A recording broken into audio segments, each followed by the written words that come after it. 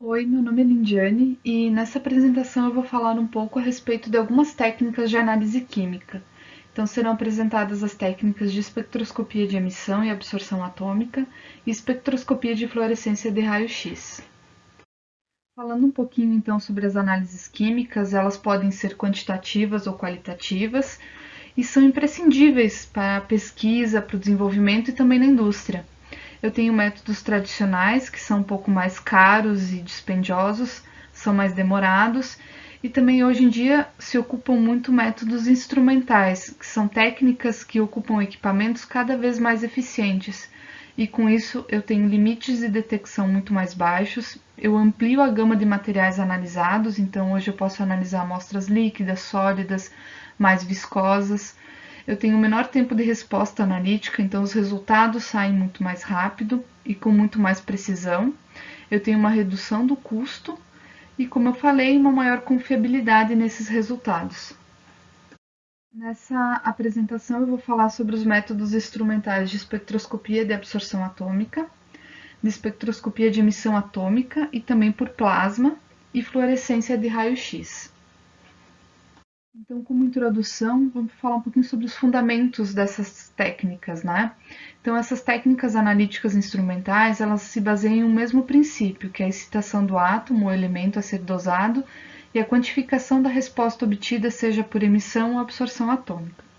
Se vocês olharem a figura ali, vocês podem ver que esse processo ele pode ser ilustrado a partir dessa figura.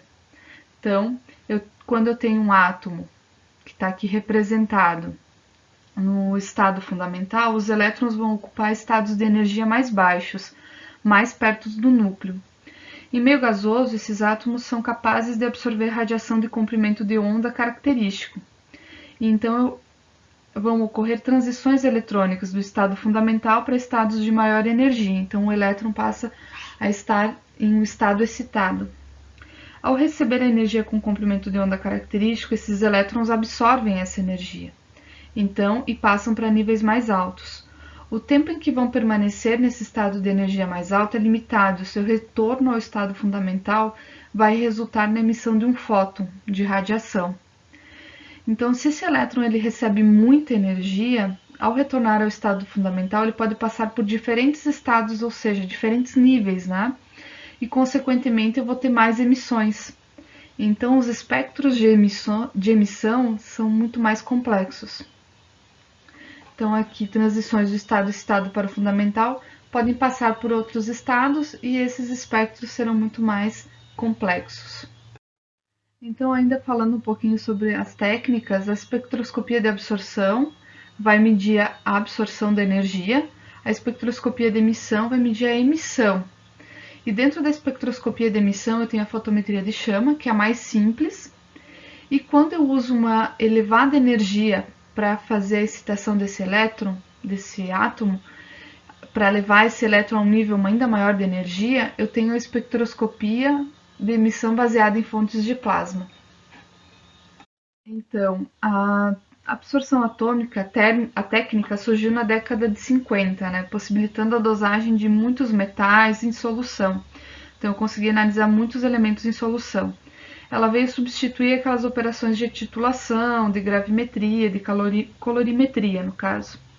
Então, eu acabava tendo análises muito mais rápidas e mais confiáveis, e eu conseguia analisar muitos materiais inorgânicos dessa forma. Então, um aspecto-chave para a absorção atômica é gerar uma nuvem de átomos no estado fundamental. Qual seria então o princípio?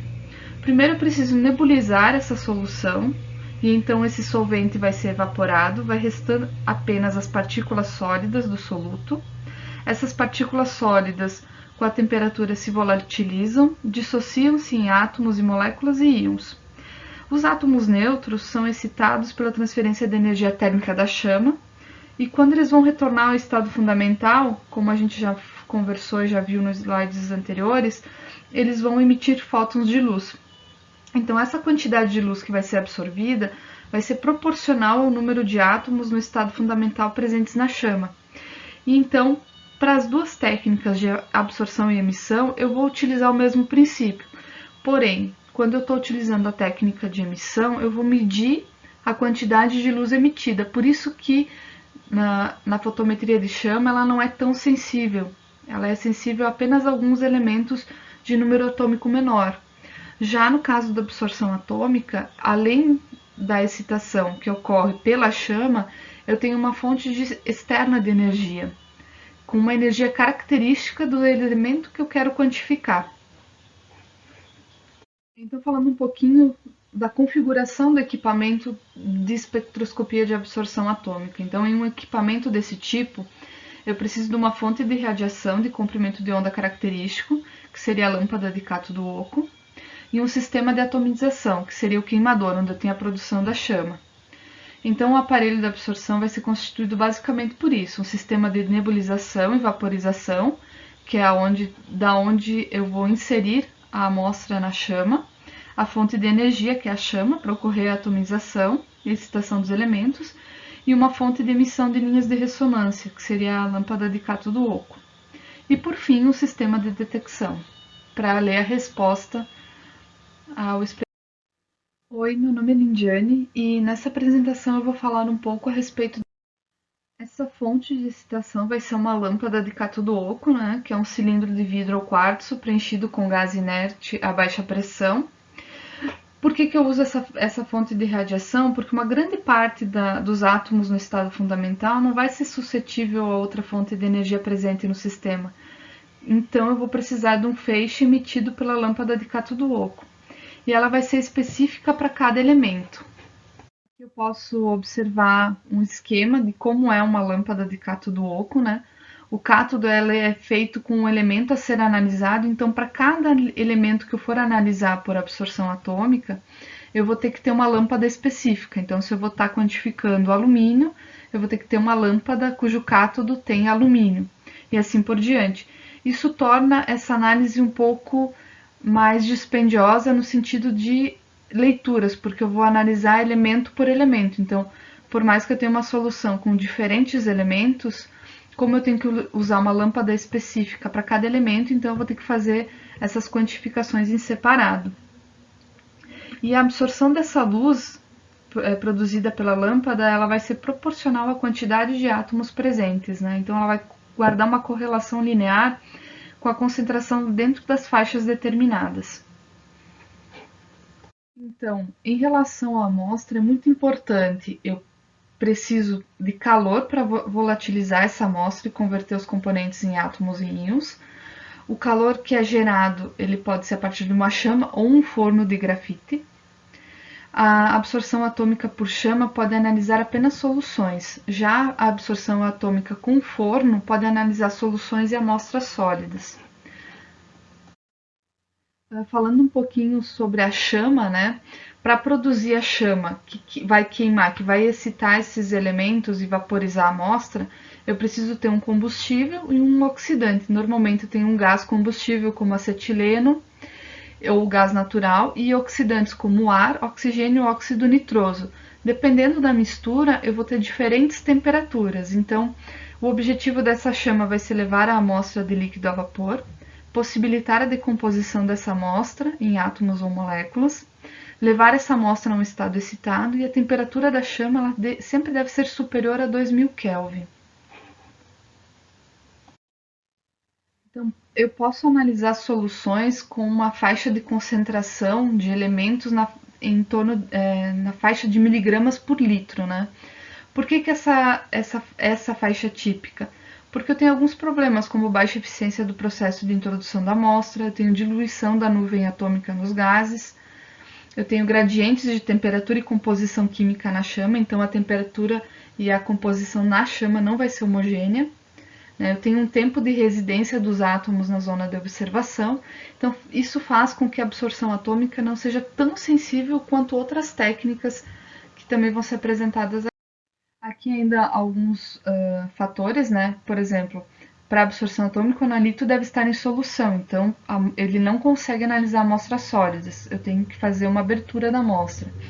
Eu tenho que usar um volume mínimo de 0,5 a 1 ml da amostra, para que a leitura seja confiável, porque só 5 a 15% dessa amostra nebulizada vai atingir a chama. Então, amostras viscosas, ou como óleo e plasma sanguíneo, etc., devem ser diluídas com solvente antes da nebulização. Para tornar essa técnica mais sensível, então se utilizam fornos de grafite. Então ele baseia-se no uso de tubos ou bastões de grafite eletricamente aquecidos. Ele é um método de atomização eletrotérmica, né? Eu não uso uma chama. Ele oferece uma sensibilidade maior e proporciona assim que você possa usar amostras muito pequenas, né? De 1 a 100 microlitros, né? Então eu tenho poucos microlitros da amostra, elas vão ser inicialmente evaporadas em baixa temperatura e então depois queimadas a uma temperatura um pouco mais alta. Nesse slide, então, são apresentadas essas etapas de aquecimento no forno de grafite, né? Então, a primeira eu tenho a secagem, que é a evaporação do solvente em uma temperatura relativamente baixa, né? Então, eu vou remover esse solvente da amostra. Né? Depois eu tenho a etapa de pirólise, que então é a calcinação da matéria orgânica, que vai ocorrer entre 300 e 1200 graus Celsius, né? Então eu vou separar os componentes que eu quero analisar da matriz. Por fim, eu tenho a atomização, que é após a pirólise, né? Então eu vou aumentar rapidamente a temperatura, vou elevar muito a temperatura, o que vai fazer com que aconteça a vaporização e a atomização da amostra. Né? E por fim, depois de todos esses 3 processos, eu faço uma limpeza, né? Para evitar contaminações. Eu elevo ainda mais a temperatura e assim faço a limpeza do forno para posteriores análises. Tudo isso, então, contribui para que eu possa utilizar muito menos amostra e essa técnica seja muito mais sensível. Então, a faixa típica de trabalho passa para microgramas por litro. Então, eu vou ter o atomizador, que é o tubo de grafite, vou ter um controle de ambiente químico, porque ele vai estar fechado. Então, eu tenho um melhor controle de ambiente térmico, coisa que na chama às vezes eu não consigo. E o tempo de residência da nuvem atômica na zona de observação vai ser maior, então por isso também me permite essa sensibilidade. Nas análises de espectroscopia de absorção atômica, eu posso ter diferentes tipos de interferência. Eu posso ter interferências do tipo espectral, ou seja, eu posso ter sinais indesejados que se sobrepõem ao sinal do analito. Eu posso ter interferências químicas, né? Então, na chama mesmo, quando está ocorrendo a atomização, eu posso ter reações químicas que poderiam causar diminuição da concentração do analito, né? Posso também ter reações de ionização, então parte desses átomos se ionizam e isso também diminui a concentração de átomos neutros. Então, para evitar alguns desses problemas, eu posso usar padrões e amostras de composição semelhante para evitar o efeito de matriz na hora que eu vou fazer as curvas de calibração. Eu posso alterar a composição da chama e a temperatura para reduzir a formação de compostos estáveis, né? Eu posso utilizar uma mistura de oxidante e combustível que proporcione uma temperatura maior. Eu posso selecionar raias de ressonância que não sofram interferência espectral com outros átomos ou moléculas, né, ou fragmentos de moléculas, porque se vocês lembram lá, na hora que ocorre a formação dos átomos neutros, né, eu também tenho a formação de íons ou moléculas, então eu posso selecionar essas raias de ressonância para que não sofram interferência dessas moléculas ou íons ou fragmentos moleculares formados. Eu posso separar por extração com solventes ou processos de troca iônico o elemento interferente. Então, se existe um elemento que vai interferir na quantificação de outro, eu posso tentar retirá-lo do meio para então fazer a quantificação. E também usar métodos de correção de radiação de fundo. Eu falei sobre espectroscopia de absorção atômica, agora eu vou falar um pouquinho sobre espectroscopia de emissão atômica. No caso da espectroscopia de emissão atômica, o esquema do espectrômetro, de emissão de chama, é muito parecido. Eu novamente vou ter a amostra sendo nebulizada e indo para a chama para ser atomizada. O que acontece é que aqui eu não tenho uma fonte externa de energia. Então, eu vou quantificar a radiação que vai ser emitida pelos elementos. Então, que ao entrar na chama, esses elementos eles vão ser atomizados, eles vão ir os átomos vão para um estado excitado e vão liberar, ao voltar esses elétrons para um estado de energia mais baixo, eles vão liberar fótons de energia, fótons de luz. e eu vou quantificar. Só que a espectroscopia de emissão atômica, principalmente a fotometria de chama, ela é restrita à análise de metais alcalinos, como sódio, potássio, lítio e cálcio, que são facilmente citados numa chama simples, né? Tem até alguns experimentos de química, né, no ensino médio, que você faz a queima de alguns desses elementos e você produz diferentes tipos de cores, né, chamas com diferentes cores. Para tornar essa técnica mais sensível, se usa uma fonte ainda maior de energia, porque a chama não é suficiente para não fornece energia suficiente para elevar esses todos átomos de diferentes elementos ao estado excitado. Então eu posso usar uma fonte de energia ainda maior, né, que é o plasma, que seria essa nuvem de gás altamente ionizado, formado por íons, elétrons e partículas neutras, né? O plasma ele pode atingir a temperatura pode atingir temperaturas muito altas, né? Por exemplo, até 10.000 Kelvin. Então, a atomização é muito mais completa em plasma do que em chama e vão ocorrer menos interferências químicas, né? A energia é muito maior.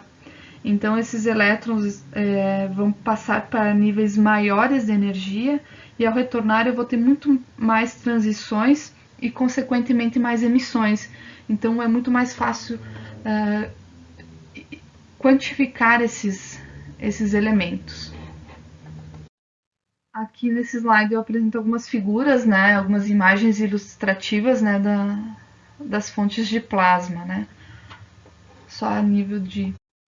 E aqui tem a foto de um ICP, né, um equipamento de espectroscopia de emissão por plasma, né, ele é um equipamento de grande porte, normalmente, dependendo do equipamento, a sala deve ser uma sala só para ele, né, para evitar contaminações, porque ele acaba sendo muito sensível.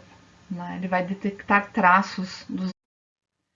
Então, falando um pouquinho sobre como é a configuração desses equipamentos, né? Por exemplo, um plasma de corrente direta tem uma descarga de alta voltagem entre dois eletrodos, né, de grafite, e o terceiro eletrodo em forma de Y, ele é invertido e aumenta a estabilidade da descarga. Então, eu tenho uma coluna de plasma formado, se vocês olharem aqui a primeira figura, e aqui eu vou ter uma região de observação.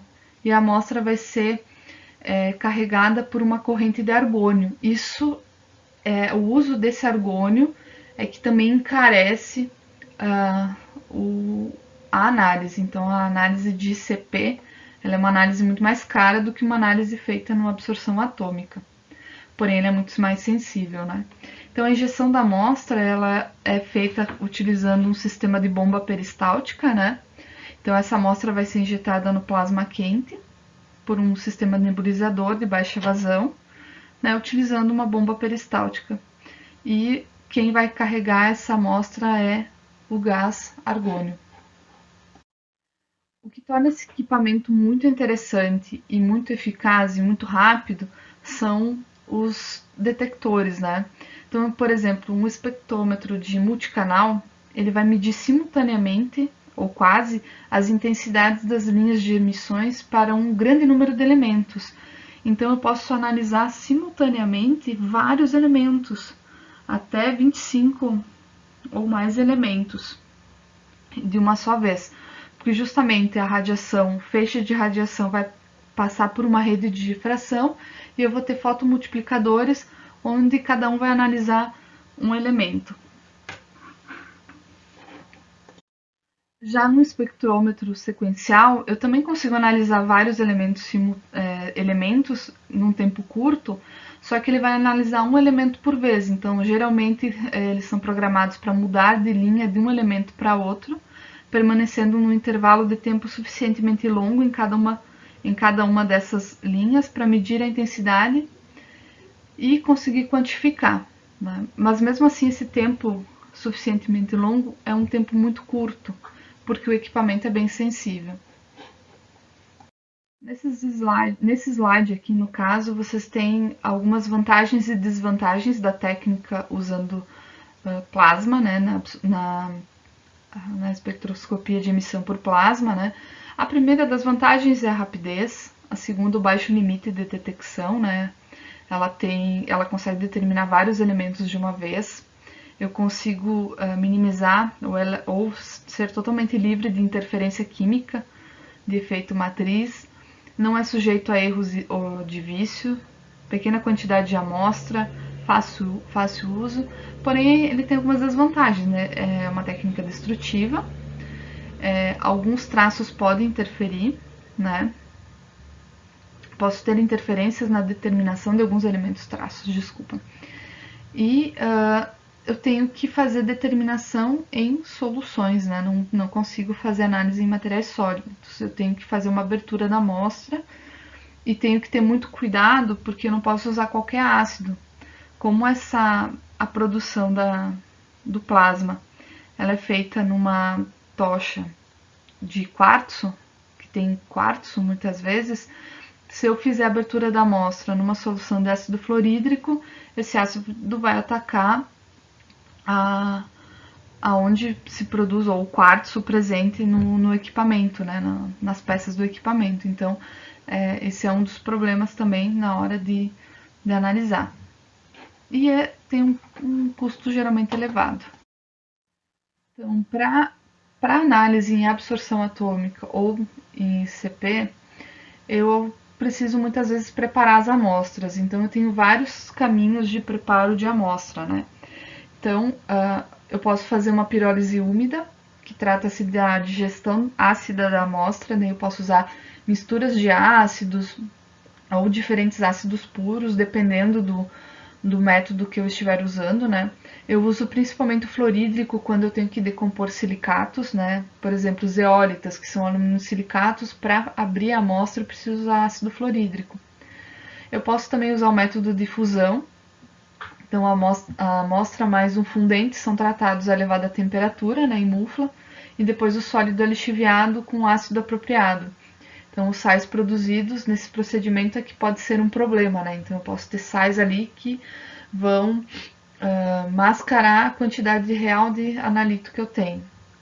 Pirólise seca, que é a amostra aquecida, então, numa mufla, e lixiviada com ácido. E a dissolução em micro-ondas, né? Que a amostra é selada em um frasco, normalmente de teflon, né? Um frasco de teflon, e eu aumento a temperatura e a pressão e assim eu tenho uma melhor dissolução. Então, geralmente agora eu acho que o pessoal está usando muito dissolução em micro-ondas, né? Faz essa digestão em micro-ondas, né? Com ácidos ou bases. E aí cada material tem um protocolo para você evitar perdas e evitar a questão do erro experimental. Você tem que trabalhar os dados. Então, antes de determinar, de fazer a leitura da tua amostra real, você vai fazer uma curva de calibração. Então, a primeira coisa que se faz quando se vai analisar um elemento, no meu caso, quando eu precisei fazer análise por absorção atômica de alumínio, a primeira coisa que eu fiz foi fazer uma curva de calibração, né? E a partir dessa curva, então, e dos dados experimentais, eu calculei a concentração das minhas soluções, né, a concentração do alumínio nas soluções que eu estava analisando. Então, eu primeiro meço a intensidade do sinal do instrumento para uma série de soluções, tendo concentrações conhecidas. Eu traço a intensidade em função da concentração. Aí depois eu vou medir a intensidade de cada amostra. E aí eu determino a concentração utilizando essa curva. É importante para cada análise que você for fazer, você cria uma curva de calibração. Por quê? Porque você pode ter efeito de matriz, do solvente que você está usando. Então, por exemplo, eu tinha soluções que tinham presente alumínio. Então, antes de quantificar, eu fiz a curva de calibração utilizando o mesmo tipo de solvente que eu estava utilizando nas minhas amostras, né? Uma água Miliquet. Para eu evitar que tivesse, por exemplo, alumínio na solução que eu estava diluindo as amostras e também os padrões. E isso ia me mascarar o resultado.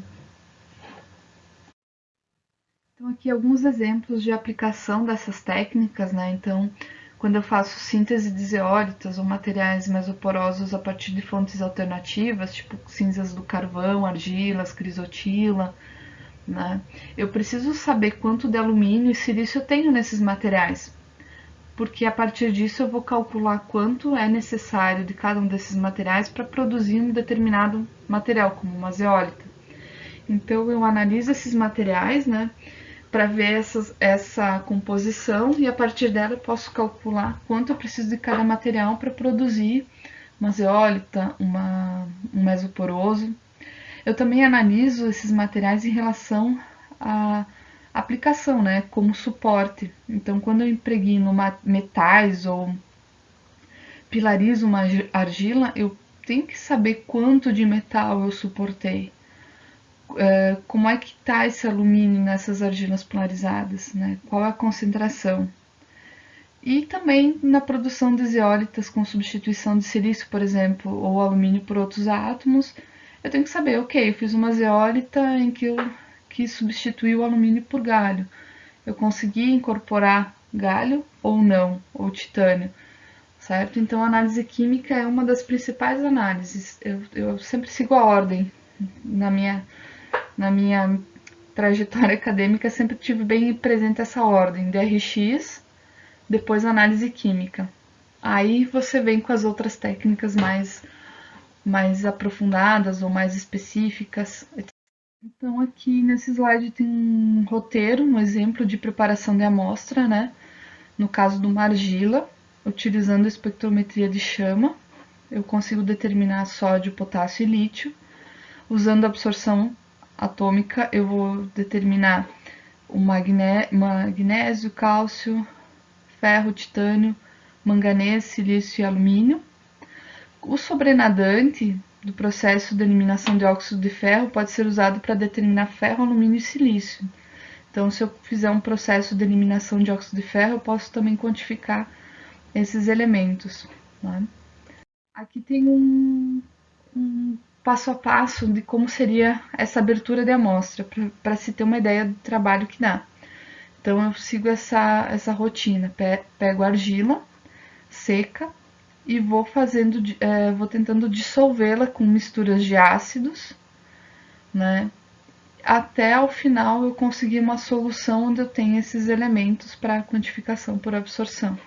Então, no caso da análise de absorção atômica e de emissão por ICP, quando se tratam de materiais inorgânicos sólidos, eu tenho que passar por esse processo de dissolução.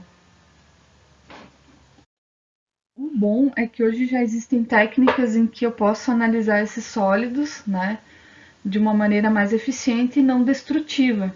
E uma dessas técnicas baseia-se no uso de raio-x. Então eu vou falar um pouquinho da espectrometria de fluorescência de raio-x. Então, o que são raio-x? São radiações eletromagnéticas de mesma natureza da luz e com comprimento de onda menor. Então, elas têm maior energia. Então, uma das aplicações dos raios-x foi na análise multielementar por fluorescência de raio-x. Então, essa espectroscopia de raio-x como análise multielementar tem sua primeira experiência lá em 1911, né? Mas só nos anos 50 que foi efetivamente adotada como método de análise.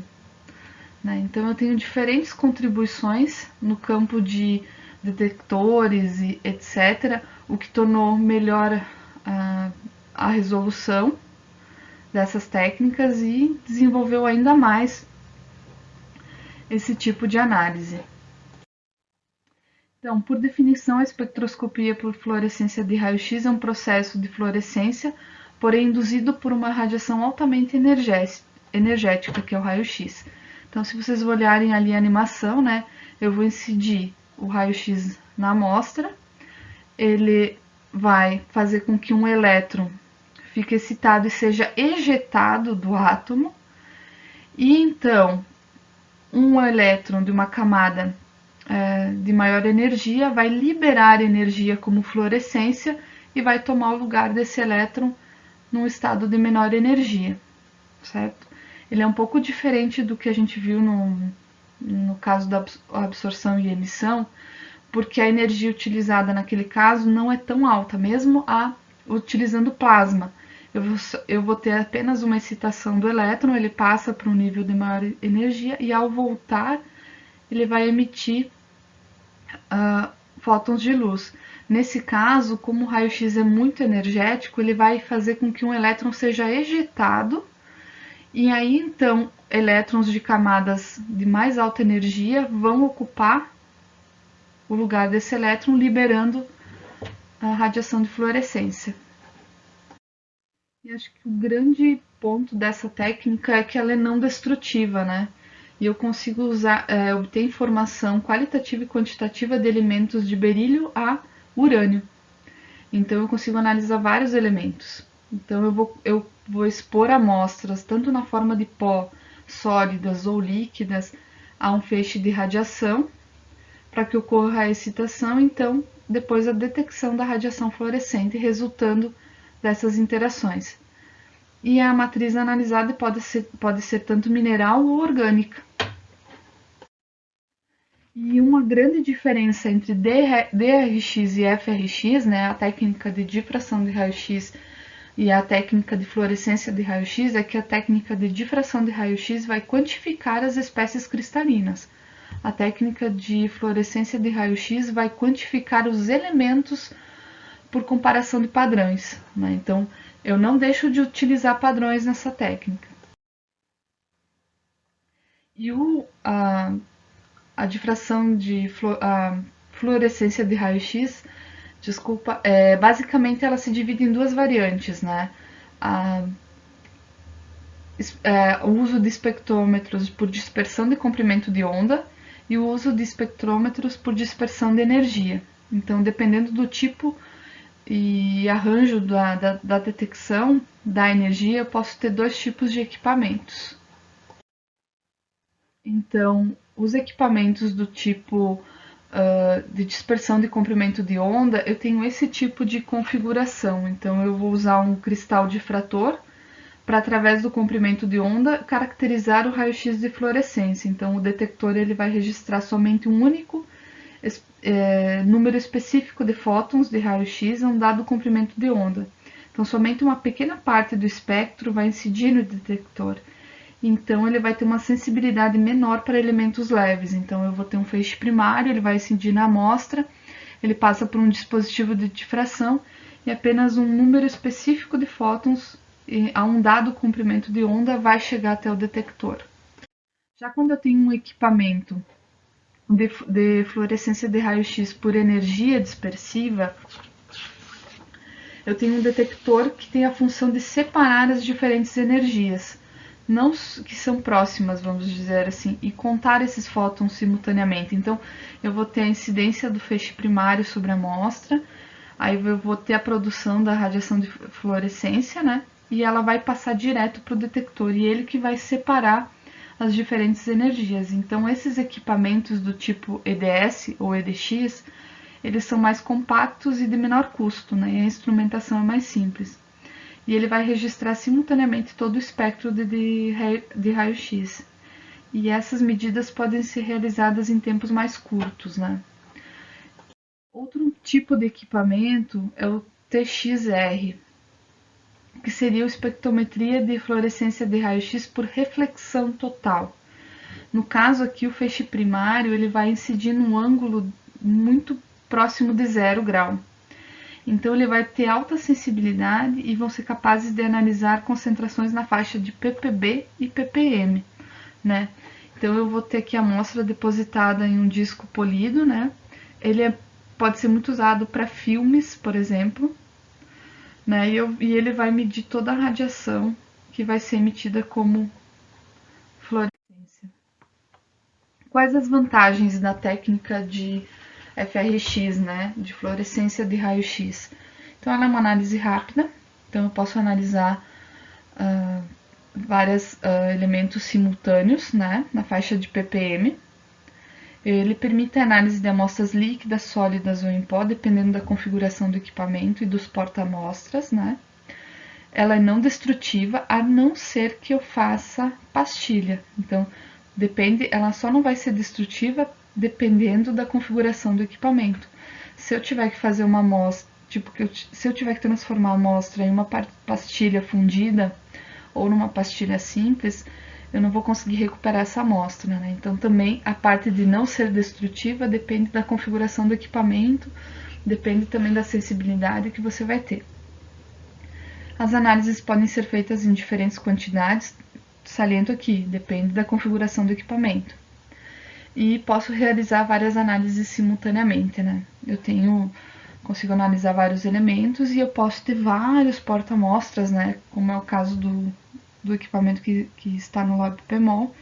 Eu consigo pegar e colocar várias amostras e o equipamento vai analisando sozinho, né? Vai pegando cada porta-amostra, analisa, retorna, pega outro, sem precisar estar o operador enviando comandos, né? Eu tenho boa exatidão e sensibilidade também. Algumas desvantagens, né? Os instrumentos comerciais, eles atualmente limitam seu número atômico do boro e carbono, né? Então, há materiais com menor número atômico eu não consigo quantificar precisamente. Custo do instrumento são relativamente caros, dependendo da configuração. E também a questão dos padrões, né? Se eu quero realizar quantificação, eu tenho que comprar padrões para fazer curvas de calibração, e esses padrões normalmente são caros. A relação intensidade da linha analítica e a concentração deve ser determinada empiricamente, com um conjunto de padrões, como eu falei. Então, e que tenham semelhança à composição da amostra. Então, isso encarece. Se eu não tenho padrões, a análise passa a ser qualitativa. Se eu tenho padrões e consigo fazer uma curva de calibração, eu tenho uma amostra, uma análise quantitativa. Então, para preparar as amostras para o FRX é importante você determinar a umidade, né, que você pode fazer utilizando, por exemplo, o método aqui descrito, né, que você pode colocar essa amostra na estufa a 110 graus e você vai então ver quanto ela vai perder de massa, e assim você tem uma ideia da quantidade de umidade dessa amostra. Em relação ao perder fogo, você vai colocar essa amostra numa mufla, né, a uma temperatura elevada de 1000 a 1100 graus Celsius, e aí você tem a desidroxilação da amostra, você vai transformar toda ela em óxido, e aí você vai ver quanto você perde de amostra a essa temperatura. E aqui tem um pequeno gráfico, né, com vários tipos de preparação dependendo da forma como a amostra se apresenta. Então, por exemplo, quando eu tenho amostras em pó, eu posso ter uma solução, eu posso fazer uma fusão, criando uma pérola, né, que eles chamam, que é a amostra com um fundente, né. Eu posso ter que moer essa amostra, deixá-la mais fina, né, dependendo da granulometria, então eu vou precisar moê-la. E eu posso fazer também análise usando pastilha, né? Eu posso prensar essa amostra e fazer uma pastilha. No nosso laboratório a gente pode tanto fazer a prensagem, quanto analisar a amostra na forma de pó como ela está, num porta-amostra específico. Quando ela é metal, ela pode estar na forma de limalha, né? Eu posso fazer um polimento para melhor analisar a superfície e também fazer solução, né? Fazer uma extração do elemento que eu quero quantificar. No caso de líquidos, eu tenho que ter um porta-amostra específico ou eu posso colocá-lo sobre um filtro e depois analisar por DRX. Isso tudo são preparações específicas que, se você for na literatura, você encontra para cada tipo de material, né? Você pode consultar artigos e tal. No caso, por exemplo, para materiais como zeólitas, que são normalmente os materiais com que eu trabalho, eu simplesmente, para FRX, eu pego a amostra na forma de pó, moída e seca, e no nosso equipamento do laboratório Lab PMOL, você coloca a amostra ali no porta-amostra e você consegue analisar. E depois eu tenho essa amostra de volta sem qualquer prejuízo dela, né? Eu posso reutilizá-la, posso reanalisá-la, está tudo ok. E aqui algumas comparações entre a absorção atômica, o ICP e o FRX, né? Os prós e os contras, né? De cada uma dessas técnicas. Então, por não ser uma técnica destrutiva, o FRX ele é de grande interesse em diferentes segmentos da indústria farmacêutica, na indústria de alimentos, metalurgia, áreas ambientais, entre outros. Aqui, como exemplo, como podem ser apresentados os dados, né? Eu posso apresentar os dados de FRX a partir de tabelas, né? Ou a partir de gráficos, né? Com as linhas de emissão, de fluorescência para cada elemento. Obrigada a todos, aqui eu tenho algumas referências, espero que vocês possam aproveitar e obrigada.